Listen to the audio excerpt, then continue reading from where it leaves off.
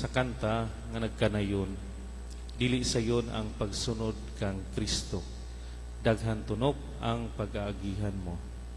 Kung atong sabton ang maong linya sa kanta, kini naghisgot sa usa ka kamatuoran sa kinabuhing Kristohanon nga dili gayud sayon ang pagsunod kang Kristo isip usa ka disipulo ug isip magsasangyaw sa ebanghelyo ug sa iyang gingharian.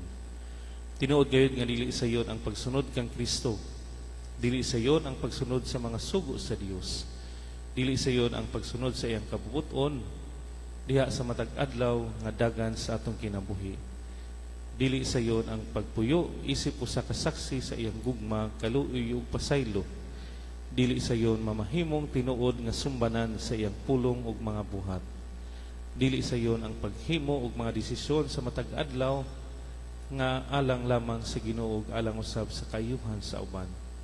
Ang atong ebanghelyo nagsaysay sa usa ka tawo nga miduol kang Hesus aron mangutana kung unsa ang iyang pagahimuon aron siya makaambit sa gingharian sa Dios.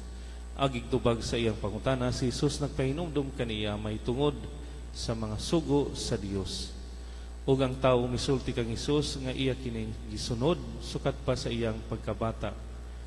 Si Hesus nalipay sa gisulti sa tawo apan gingnan siya ni Hesus may tungod sa usa ka butang nga angayan niya nga pagahimuon mao ang pagbaligya sa taniyang kabtangan ug iyang ihatag sa mga kabus ang hali niini. Ug dinhi naguol ang maong tawo tungod kay adunahan siya ug maglisod siya sa pagbuhat sa hagit kaniya ni Hesus. Sa tawhanon nga bahin lisod ang pagsunod kang Hesus tungod kay nagkinahanglan kini og paghalad sa tibok natong kaugalingon ug kalag.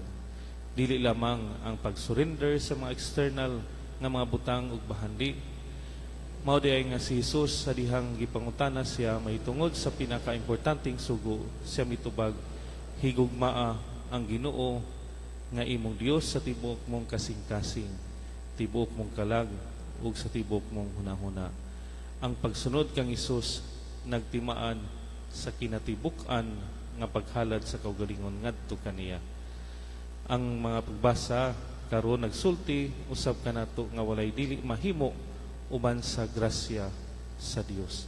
Ang tanan mahimo uban sa Dios tungod kay walay imposible atubangan si Ginoo. Ang tanan mahitabo alang kaniya. Tinuod mga kaigsunan nga dili sayon ang pagsunod kang Kristo apan walay dili mahimo uban usab sa iyang grasya. Tinuod nga nagkadaiya ang atong giatubang nga mga kalisod sa kinabuhi apan kita gisaaran sa Dios nga kita mapuno sa iyang grasya kung kini atong ihalad ngadto kaniya. Atong tugutan ang Dios nga mao'y maghari ug maghatag og kusog sa atong kaugalingon.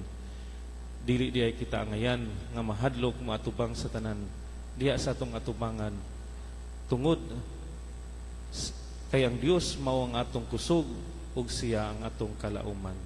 Kaniya nagagikan ang kaalam, kusog ug mga bahandi nga atong gikinahanglan.